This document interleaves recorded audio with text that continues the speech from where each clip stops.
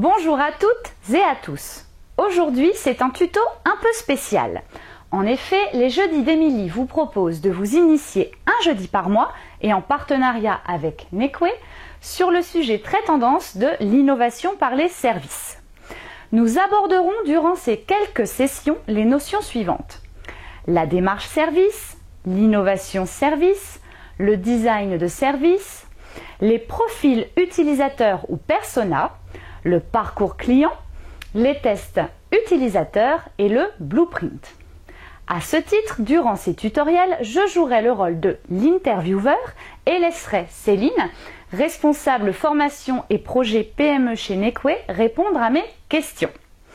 Démarrons tout de suite avec le tuto du jour, les services. Pour faire simple, Céline, qu'appelles-tu service ?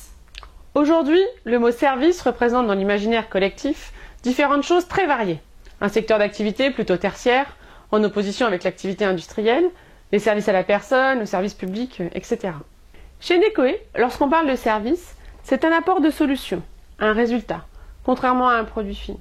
Par exemple, l'automobile est un moyen de transport. Le service de transport, lui, garantit mon déplacement d'un point A à un point B. Le service donne accès, donne l'usage. On passe d'une logique de propriété à une logique d'usage et d'accès aux fonctionnalités. Par exemple, un loueur de véhicules me donne accès à un moyen de transport quand j'en ai besoin et selon la nature de ce besoin. Un utilitaire, une berline quand je suis avec mes enfants, un véhicule urbain quand je dois me déplacer en ville. Enfin, le service correspond à la fourniture d'un process et non d'un objet. Toujours dans le cas du transport, l'utilisateur va disposer d'un process de transport avec différentes étapes. Le choix, la réservation du véhicule, la prise en main du véhicule, le retour du véhicule. On voit bien dans cette précision non plus une opposition entre industrie, produit et le service, mais une vraie complémentarité. Du coup, quel rôle joue le service en entreprise ? Le service a plusieurs rôles.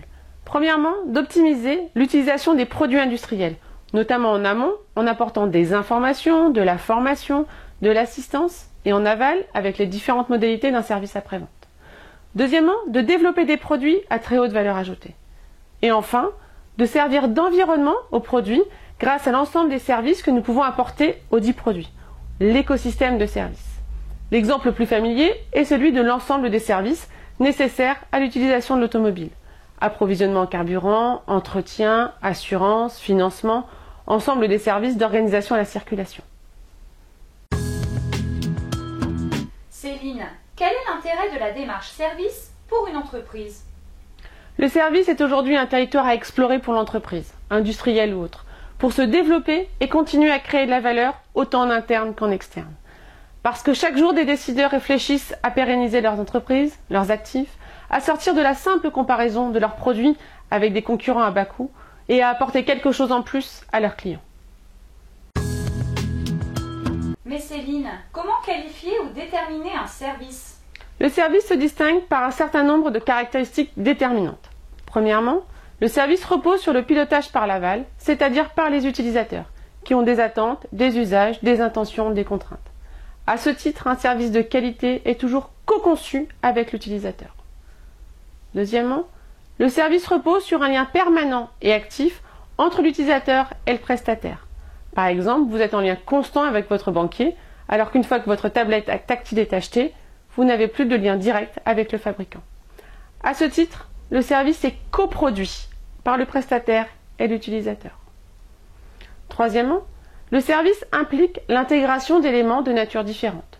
Des hommes, des outils numériques, des supports papier, des lieux, des objets à intégrer et à mettre en cohérence. Enfin, le service repose sur des flux d'informations qualitativement et quantitativement importants, les fameuses big data. Par exemple, l'ensemble des informations que vous échangez consciemment ou non avec votre banquier lors de connexions, d'appels ou d'échanges. En bref, quels sont les fondamentaux pour qu'une entreprise réussisse sa démarche service ? La définition des services se structure autour de 4 piliers. Une solution utile et utilisable pour des utilisateurs, et pas forcément la chose qui m'arrange en tant que prestataire. Une promesse claire, crédible et tenue. Un process fluide ou transparent pour l'utilisateur et pas uniquement pour l'entreprise en interne. Et enfin, un service effectivement rendu, tangible et tangibilisé.